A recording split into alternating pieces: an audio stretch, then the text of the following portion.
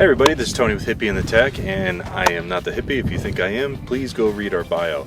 So what we had was an issue where we just came back from hiking and everybody had to take showers. I went up and looked and see how much fresh water we had, and we had none. It was on empty. And of course that's my fault. I should have checked. I just, we've just been enjoying ourselves in Sedona, and it was the last thing on my mind. So what we did was we got 5 of these 7-gallon water tanks. Now there's collapsible water tanks, there's water bladders that you can buy, but what we decided to do was use these because when we go out and do events, we want to make sure that we can place these out where people can just grab some water. So 2 uses for everything we get. The water bladder is just a water bladder. We also got an Everbuilt transfer pump that's powered by a cordless drill. Now we could have went off and got an electric transfer pump, but again, it just serves one purpose. With the transfer pump being powered by a cordless drill, we're able to use the cordless drill for other things.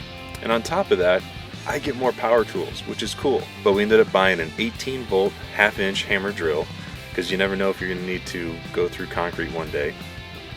I also picked up 2 18-volt batteries. So now we have 4 batteries and 2 chargers. I also picked up another hose because I'm gonna have to chop one up to make the connections needed. So you think it'd be as simple as just taking a container and pouring water down the freshwater inlet, but unfortunately our RV has a mechanism inside that has something to do with pressure. I'm not exactly sure what it does 100%, but 100% I'm sure it doesn't allow you to just pour water into it. You need some kind of pump mechanism. And that's where we picked up. So we're going to use the Everbuilt mobile pump for removing water. According to the directions, you're supposed to oil it with vegetable oil if you're going to use it for fresh water. You can't just use any transfer pump because there's a chance you could get contaminants into the water. A green purse, fast charger, 2 batteries that are dead. Let's see how good this one is. Dead too. The drill. I put cooking oil inside of this to lubricate it, and then when I set it down it started leaking out. Genius. This is definitely, you could feel, this is definitely heavy duty. The max speed on this doesn't exceed the max speed that this thing can handle. So let's put this on.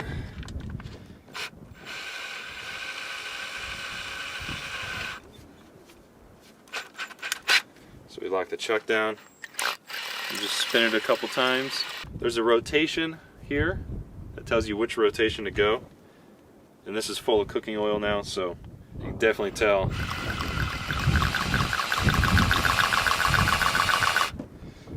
Alright, so that is properly lubed. Alright, so this I'm going to use as my inlet. So let's find the inlet. We're going to put that here. It's got a little rubber washer so it doesn't leak air. Because when we're self-priming, we want to make sure that this is as short as possible. It says it has an 8-foot total span, but we don't know that. So we also want a short run to here. So I'm actually going to make that. Let's go do that now. So I picked up a male adapter to go into the fresh water. I've already got a female here that'll go onto the pump. So I just want to have something that'll give me a little bit of room. So I'm going to cut this one here. This is an older hose that for some reason I can never keep it from kinking. So there's nothing that pleases me more than to rip this one apart. I'm going to clamp this on real quick. This is going to go on the end of this. So this will be the outlet side of the pump. Before we plug this in, I just want to make sure it works. This is conveniently all cattywampus. Let's see if we can't get water to shoot out.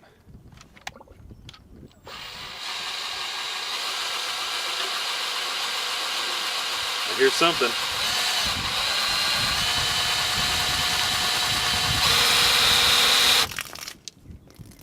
Voila. Let's see if we can't pump some water in.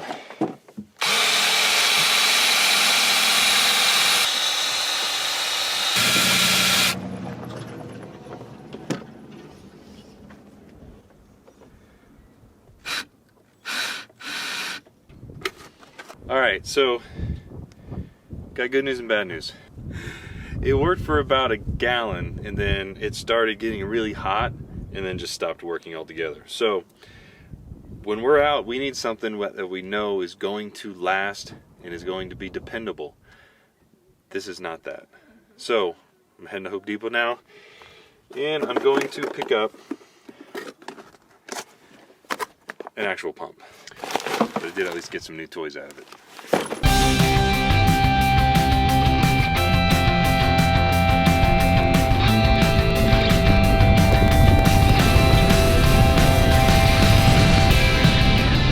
Okay, so I went and got the 10th horsepower ever built pump. Now this is an electric pump. Let's just check and see if there's any warnings or anything that we need to be aware of.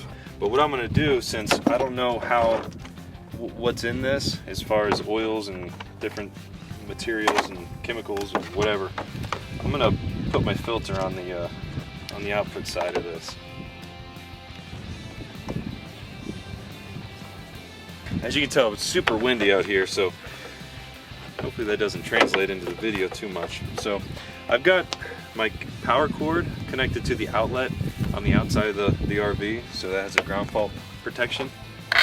Yeah, it just kicks on when you plug it in. So I'm going to leave that disconnected for now. Yeah, put water on the inlet.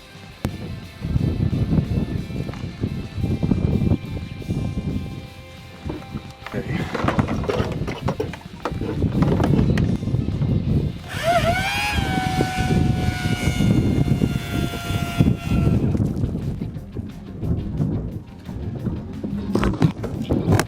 As I said, it got a little windy. My camera actually just got knocked over. I'm gonna go ahead and plug this in. So now everything's hooked up. Got my inlet, my output, my little pump. Let's see what happens.